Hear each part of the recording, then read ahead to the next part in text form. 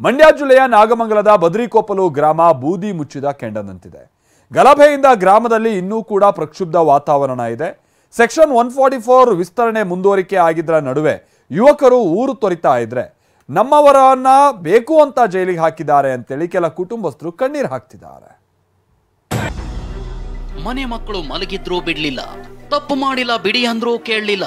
ನಮ್ಮ ಮಕ್ಕಳು ಅಪ್ಪ ಅಂತ ಕೇಳಿದ್ರೆ ಎಲ್ಲಿ ಹೋಗಿದ್ದಾರೆ ಅನ್ಲಿ, ಇವ್ರು ಮತ್ತೆ ಓಟ್ ಕೇಳೋಕ್ ಬರ್ಲಿ. ನನ್ನ ಗಂಡನೇ ಪ್ರತಿಯೊಂದಕ್ಕೂ ನನ್ನ ಗಂಡನೇ ಜವಾಬ್ದಾರಿ. ಈಗ ಅವ್ರು ಇಲ್ವಲ್ಲ, ನನ್ಗೆ ಯಾರು ನೋಡ್ಕೊಂತಾರೆ? ಕೈದಿ ತರ ಕರ್ಕೊಬರೋದಾದ್ರೆ ನನ್ನ ಮಗನ್ ಕಳ್ಸ್ಕೊಡೋದು ಬೇಡ.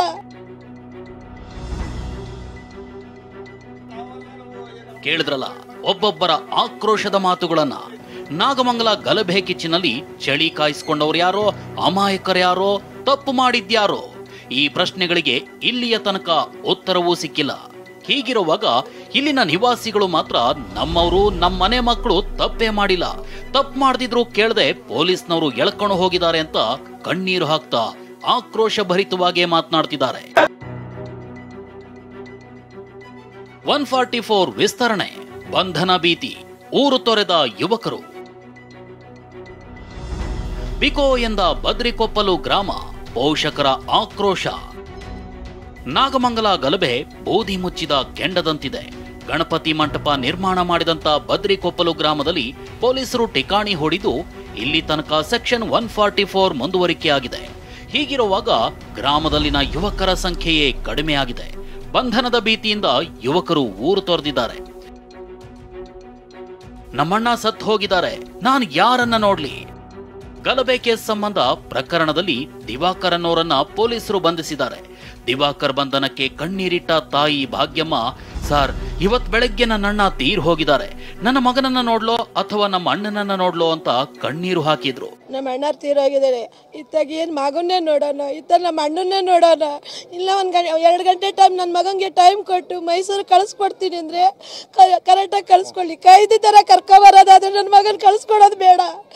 ಇಲ್ಲ ಅಲ್ಲಿ ನನ್ನ ಮಗಗೆ ಹಿಡಿಯೋ ಕಾಲ್ ಮಾಡ್ತೀನಿ, ಅದು ಫೋನ್ ಕೊಡೋಕೆ ಹೇಳಿ ಸಾಕು. ನಮ್ಗೆ 5 ನಿಮಿಷ ಕಳ್ಸೋದಾದ್ರೆ ಬೇಡ, ಬೇಕಾದ್ರೆ ನಾವೇ ಕರ್ಕೊಂಡೋಗಿ ಬಿಟ್ಬರ್ತೀವಿ. ಅಲ್ಲಿ ನಮ್ಮ ನಾದಿ ಇದ್ದಾರೆ, ನಮ್ಮ ನಾದಿಗೆ ಹೇಳ್ಬಿಟ್ಟೆ ನಾವು ಕರ್ಕೊಂಡೋಗಿ ಅಲ್ಲೇ ಕರ್ಕೊಂಡೋಗಿ ಬಿಟ್ಬರ್ತೀವಿ ನಾವು. ನನ್ನ ಮಗ ಅಪ್ಪ ಅಂತಿದ್ದಾನೆ, ನಾನು ಏನ್ ಮಾಡ್ಲಿ? ಇನ್ನೋರ್ವ ಮಹಿಳೆಯ ಮಾತುಗಳನ್ನ ಕೇಳಿ ಕುಟುಂಬಕ್ಕೆ ಆಧಾರವಾಗಿದ್ದ ನಮ್ಮ ಯಜಮಾನರನ್ನೇ ಅರೆಸ್ಟ್ ಮಾಡಿದ್ದಾರೆ. ನನ್ನ ಮಗ ಅಪ್ಪ ಅಪ್ಪ ಅಂತಿದ್ದಾನೆ, ಎಲ್ಲಿ ಅಂತ ಕರೆದುಕೊಂಡು ಹೋಗಿ ತೋರಿಸ್ಲಿ ಅಂತ ಅಳಲು ತೋಡ್ಕೊಂಡ್ರು. ಹೆಂಗ್ಸೆ ನನ್ನ ಅತ್ತೆ ಅವರು, ನನ್ನ ಮಗ, ನನ್ನ ಸೊಸೆ, ನಾನು 4 ಜನ, ನನ್ನ ಗಂಡ ಸೇರಿ 5 ಜನ. ನಾವಿಬ್ರು ಆಚೆಗೆ ಹೋಗಲ್ಲ. ನನ್ನ ಗಂಡನೇ ಪ್ರತಿಯೊಂದಕ್ಕೂ ನನ್ನ ಗಂಡನೇ ಜವಾಬ್ದಾರಿ. ಈಗ ಅವ್ರು ಇಲ್ವಲ್ಲ, ನನ್ಗೆ ಯಾರು ನೋಡ್ಕೊಂತಾರೆ? ನನ್ನ ಮಗ ಅಪ್ಪ ಅಂತಂದ್ರೆ ನಾನು ಎಲ್ಲಿ ತೋರ್ಸೋಣ ಸರ್? ನಿದ್ದೆ ಮಾಡ್ದಿಲ್ಲ, ಹೊಟ್ಟೆಗೆ ತಿಂದಿಲ್ಲ, ನನ್ನ ಎಲ್ಲಿ ಅಂತ ಹೇಳೋಣ? ಕಳ್ಕಿತ್ಪದ ಅದು ರೂಮಲ್ಲಿ ಹೋಗಿ ಎಲ್ಲ ತಡಗ್ತಾನಲ್ಲ, ರೂಮ್ಗೆ ಹೋಗ್ಬಿಟ್ಟು ಅಂಬೆಗಾಲ ಹಾಕೊಂಡು ಎಲ್ಲಿ ಅಂತ ಉತ್ತರ ಹೇಳೋಣ ಸರ್ ನನ್ನ ಮಗಿಗೆ? ನನ್ನ ಮಗ ತಪ್ಪು ಮಾಡಿಲ್ಲ ಎಂದ ಕಿರಣ್ ತಾಯಿ ಮತ್ತು ತಂದೆ. ಇನ್ನು ಕಿರಣ್ ಎಂಬಾತನನ್ನ ಪೊಲೀಸರು ಮೊದಲ ಆರೋಪಿಯನ್ನಾಗಿ ಮಾಡಿದ್ದಾರೆ. ಗಣೇಶ ಕೂರಿಸಿದ್ದಕ್ಕೆ ಕಿರಣ್ ಅನ್ನ ಎತ್ತಾಕೊಂಡು ಹೋಗಿದ್ದಾರೆ. ಪೊಲೀಸರ ನಡೆಗೆ ಕಿಡಿಕಾರಿದ ಕಿರಣ್ ತಾಯಿ ಲತಾ, ನನ್ನ ಮಗ ತಪ್ಪೇ ಮಾಡಿಲ್ಲ, ತಪ್ಪು ಮಾಡಿದ್ರೆ ನಮಗ್ ತೋರಿಸ್ಲಿ ಅಂತ ಆಕ್ರೋಶ ಭರಿತವಾಗಿ ಗರಂ ಆದ್ರು. ಮಗ ಮುಖ್ಯ ಅಲ್ಲ, ಅವನು ಮುಖ್ಯಸ್ಥ ಅಲ್ಲ. ಅವನೇನ್ಕೂ ಇದಕ್ಕೆ ಹೋಯ್ತಿರ್ಲಿಲ್ಲ. ಅವನು ಏನೋ ಹೋಗ್ಬೇಕು, ಓಡಾಡ್ಬೇಕು, ಬರ್ಬೇಕು ಅಷ್ಟೇ ಮನೆಗೆ.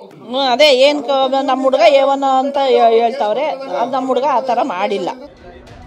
ಕೇಂದ್ರ ಸಚಿವ ಕುಮಾರಸ್ವಾಮಿ ಮಾತನಾಡಿ, ಸರ್ಕಾರ ವೈಫಲ್ಯ ಮುಚ್ಕೊಳ್ಳೋಕೆ ಸಿಕ್ಕವರ ಹೆಸರು ಸೇರಿಸಬೇಡಿ, ಯಾರು ತಪ್ಪು ಮಾಡಿದ್ದಾರೋ ಅವರನ್ನ ಬಂಧಿಸಿ ಅಂತ ಹೇಳಿದ್ರು. ನೋಡಿ, ಇಲ್ಲೇನು ಕಂಪ್ಲೇಂಟ್ಗಳಲ್ಲಿ ಹೆಸರುಗಳು ಸೇರಿಸ್ಕೊಂಡಿದ್ದೀರಿ, ಆ ಕುಟುಂಬಗಳು ಹಾಳಾಗಬಾರದು. ಯಾರು ನಿಜವಾದಂಥ ಘಟನೆ ಕಾರಣಕರ್ತಿದ್ದಾರೆ ಅವ್ರ ಮೇಲೆ ಆ್ಯಕ್ಷನ್ ತಗೊಳ್ಳಿ. ವೈಫಲ್ಯದಲ್ಲಿ ಅವರ ವೈಫಲ್ಯ ಮುಚ್ಕೊಳ್ಳಿಕ್ಕೆ ಸಿಕ್ತಾರ್ದು ಹೆಸರನ್ನ ಹಾಕೊಂಡು ಇದನ್ನ ಬಳಸ್ಕೊಂಡು ಸಪ್ರೆಸ್ ಮಾಡಲಿಕ್ಕೆ ಈ ಹೆಸರುಗಳನ್ನ ಅದು ಸೇರಿಸಿ ಅಂತ ಹೇಳಿ ಈಗ ಕೆಲಸ ಮಾಮೂಲಿ ನಡೀತಾ ಇದೆ.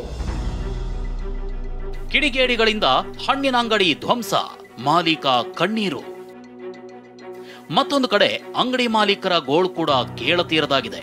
ಘಟನೆಯಿಂದ ಲಕ್ಷಾಂತರ ರೂಪಾಯಿ ಕಳೆದುಕೊಂಡು ಕಂಗಾಲಾಗಿದ್ದಾರೆ.